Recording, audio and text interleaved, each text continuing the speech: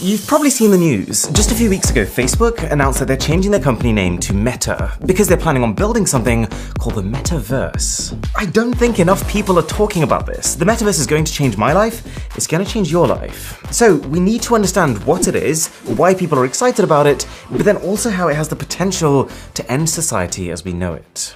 The concept of the Metaverse is this. Throughout history, we have constantly been moving towards more and more engaging mediums. We've gone from text to photo to video.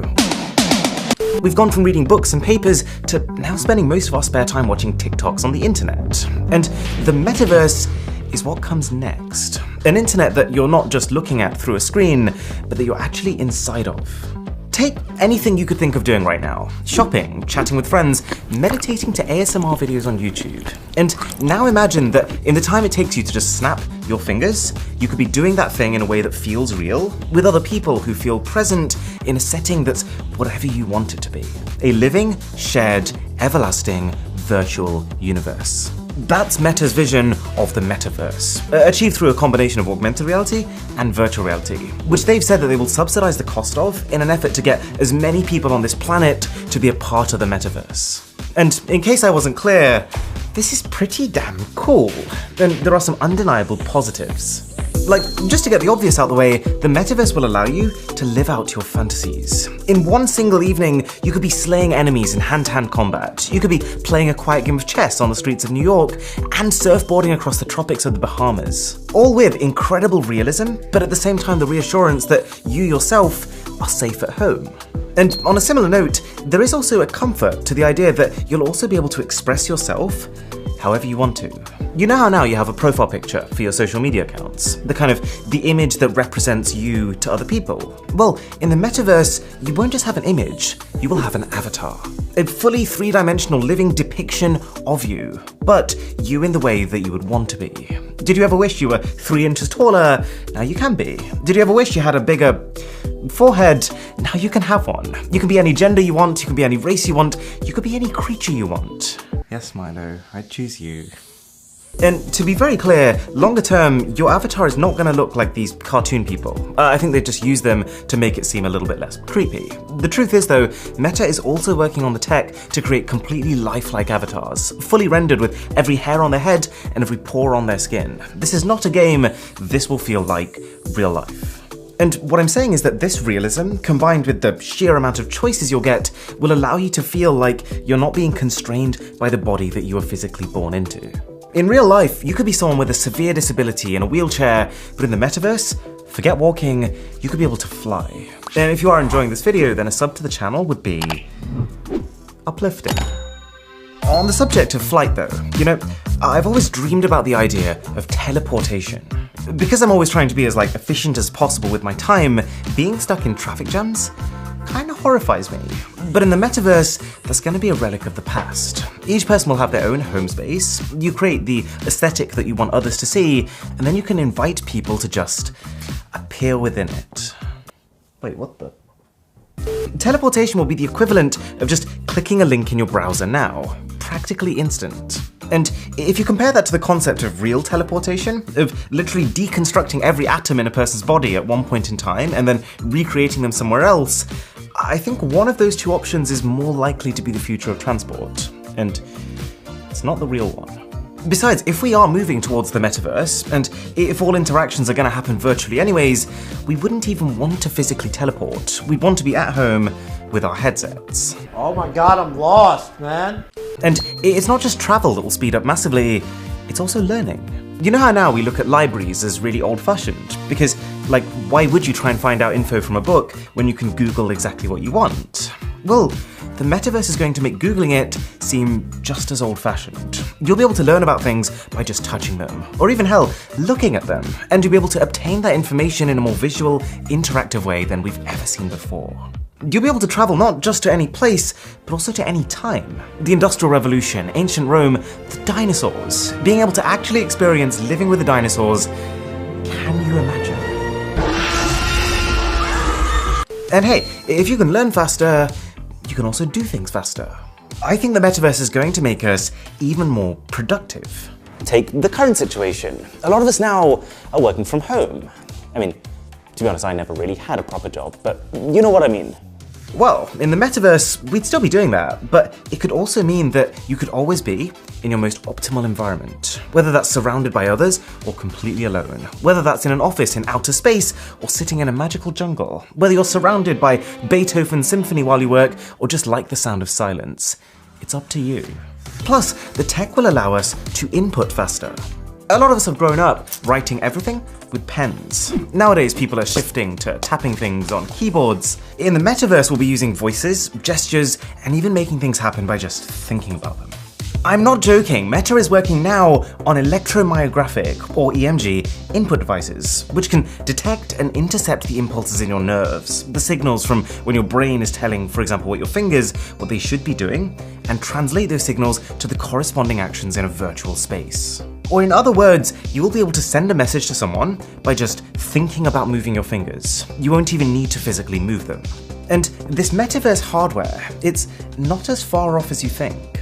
Fun fact, next year, Meta is coming out with a headset, currently being codenamed Project Cambria, which in one fell swoop will apparently solve two of the biggest current barriers to the metaverse. One, that it will be comfortable enough, and the display will be sufficiently close to the resolution of your eyes that you won't feel like you're wearing a headset. And two, it'll be able to track your facial expressions in real time. Which, if pulled off correctly, will mean you'll be able to have conversations with realistic body language in a virtual space. So, these are the obvious benefits from the metaverse: experiences, expression, teleportation, knowledge, and productivity. But there's also a couple of potentially unexpected ones, like the environment. See, producing real products is really inefficient. The production of a real car, for example, can quite easily result in 20 tons of carbon dioxide emissions. The production of a virtual car? 0.000000000000000. You name a number, 1. And that gap in emissions only gets greater when you start to talk about potentially using that car. I totally get that the idea of a virtual car sounds very odd and not at all comparable, but think about it. In the metaverse, we have teleportation. Both virtual cars and physical cars are just as useless as each other. You'd only drive one if you specifically fancied a drive, not actually to get anywhere in particular. And so, what I'm saying is that it's quite likely that the more users that join the metaverse, the more we shift towards purchasing digital goods and digital experience. And so, the fewer planes, trains, cars, ships, delivery vans we're going to use, and thus our impact on the planet might well nosedive. And the final kind of exciting thing is that the metaverse will also be a new economy. Meta is developing a store within it called Horizon Marketplace, which is not just them selling stuff to us, but a platform where anyone can be a seller. You could create virtual clothing. You could craft a new virtual experience and charge people to try it. You could design a completely new world. Anything. And you're no longer constrained by the physical materials you can get hold of. Only your imagination and your ability to code. And I've got no doubt that every forward-thinking brand will also make sure that they have a presence here.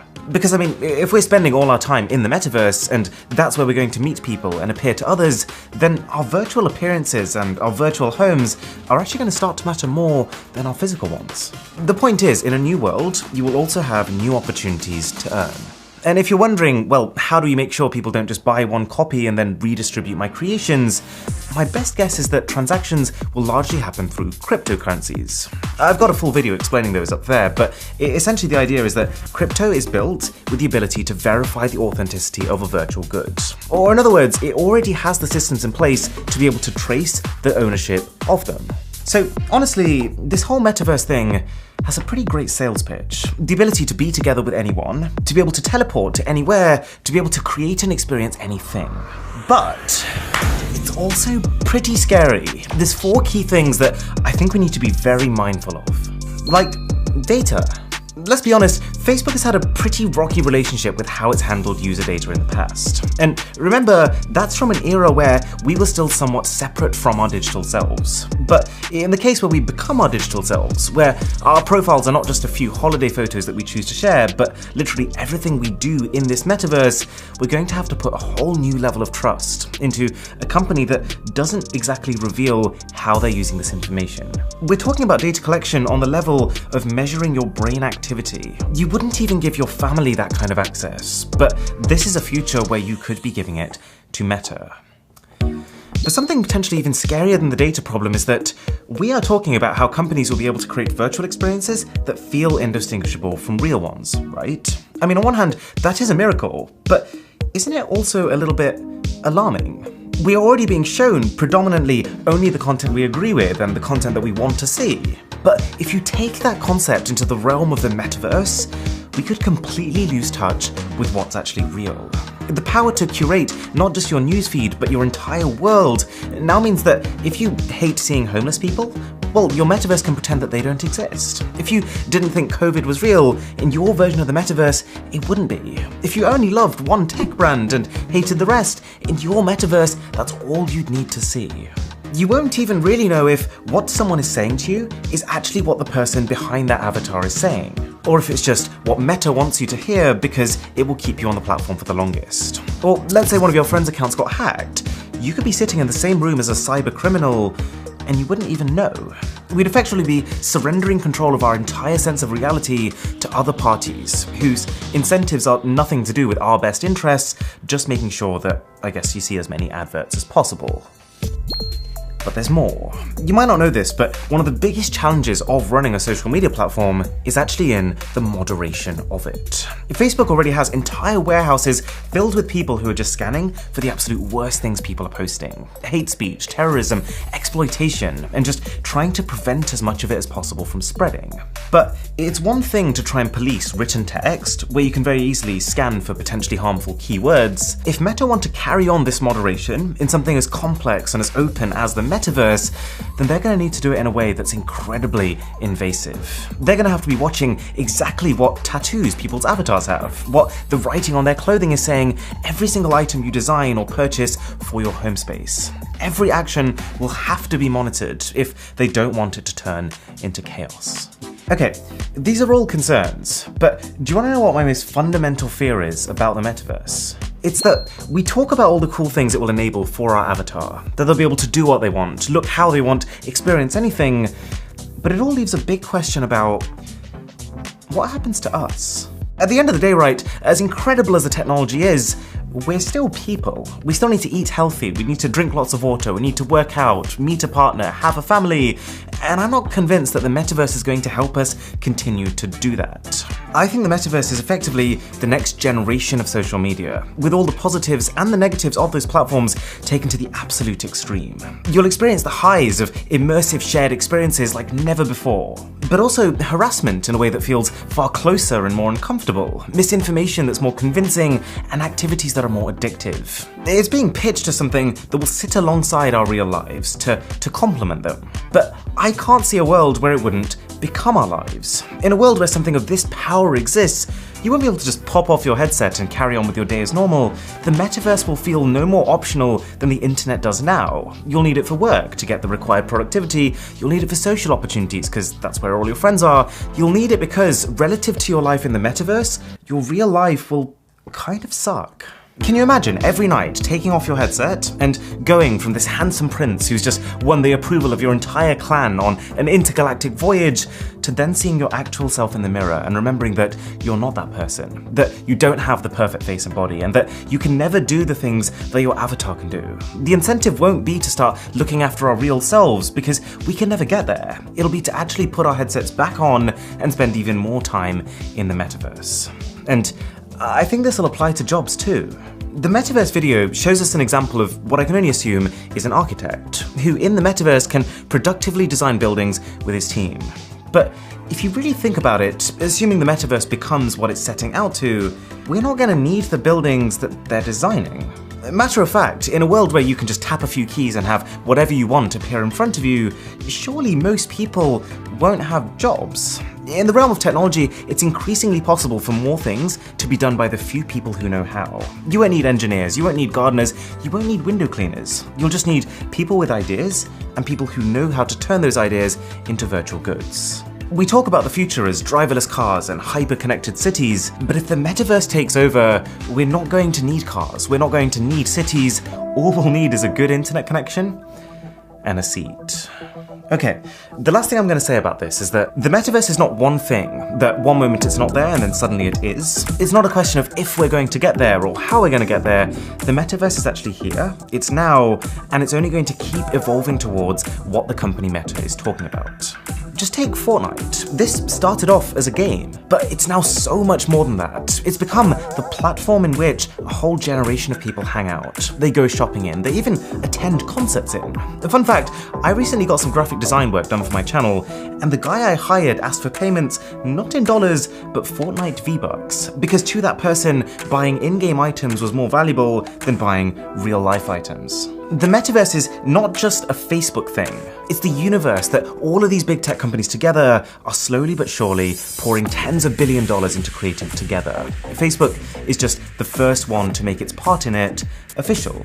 I think it's an inevitable future, but there is one thing that I think could ease a lot of my concerns about it. To keep the metaverse open source, i.e. to make sure that all the code of how it's working remains public. So that'll mean less concerns about your data, less concerns about spying, it'll be less about, trust us, your personal information is safe, more like, I can see that my personal information is safe. And while this will probably make development slower, because with open source projects there is much less of a profit incentive compared to keeping your secret source behind closed doors, maybe that's a good thing. Maybe that will give us more time for the regulation and people's thinking to catch up with the technology itself. On the note of data though, you probably know the holidays are coming up. Black Friday, Cyber Monday, we're all about to be buying gifts from lots of different stores, signing up to lots of different services, and handing out our data like it's everyone's birthday. But let me ask you a question. Do you have any idea how many companies hold this data? More importantly, how to actually get it back. A lot of people assume that at the point where they delete an app from their phone or deactivate one of their social media accounts, that their data just disappears. But the truth is, unless you specifically write to a company and exercise your right to be forgotten, all your sensitive personal data, address, phone number, everything will just sit on a growing number of servers from every single thing you've ever signed up to. And, well, it goes without saying, the more servers, the higher the risk of a leak. And this is what Mine is trying to counter. They're the sponsors of this video, and their app gives you a visual summary of exactly which companies know what about you, and then how to get it back. So if I sign up with my email address on saymine.com, I can see that, oh dear, 751 companies have my data. So the idea is that I can just click on any one of these companies, it'll tell me what type of data they hold, the risk level they have for a data breach, and then I can just hit reclaim if I decide that I don't want them to have it any longer. And that's it. With Mine, I can send a data erasure request to that company from my inbox. So, I'll leave a link down below to find out more. It's completely free to use, but the big picture idea is that to enjoy the internet today, you need to be open to handing out your personal data, and that's why you need Mine to get it back. To check out one of the most pro smartphones I've ever seen, click here. Or to see why I'm worried about humanity, which links quite a lot to this topic, that video's here. My name is Aaron, this is Mr. Who's the Boss, and I'll catch you in the next one.